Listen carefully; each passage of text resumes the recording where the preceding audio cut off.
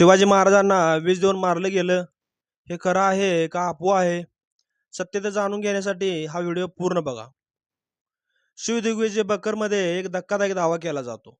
म्हणजेच सोयराबाईंनी महाराजांना विष दिलं.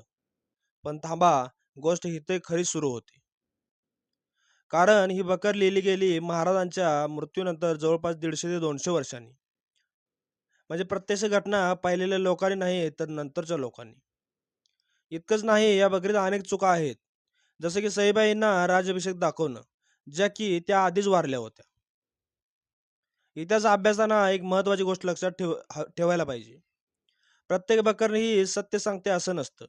त्या काळात लेखक ऐकीव माहितीवर किंवा स्वतःच्या मतावर आधारित गोष्टी लिहायचे.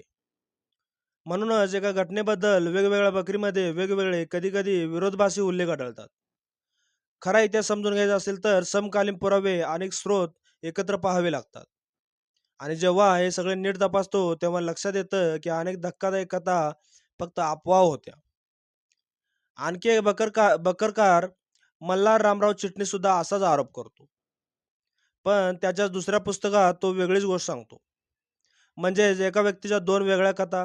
मग प्रश्न येतो, खरं कोणतं? त्या काळातील इंग्रज आणि पोर्तुगीज कागदपत्र काय सांगतायत माहितीये? महाराजांचा मृत्यू आजारपणामुळे झालाय. विशेषतः ब्लडी फ्लक्स म्हणजेच रक्तस्रावाचा गंभीर आजार. म्हणजेच ना विष प्रयोग, न कट कारस्थान, ना एक गंभीर आजार. अफवा नेहमी वेगाने पसरतात, पण इतिहास नेहमी पुराव्यावर उभारतो. छत्रपती शिवाजी महाराज यांचं आयुष्य जितकं महान होतं, तितकंच ते निधनही सत्यतेने समजून घ्यायला हवं. इतिहास बदलता येत नाही, पण तो चुकीचा सांगितला जाऊ नये हे आपल्या हातात आहे. जय शिवराय. व्हिडिओ आवडल्यास व्हिडिओला लाईक करा, चॅनलला सबस्क्राईब करा आणि आपले मत कमेंट करा.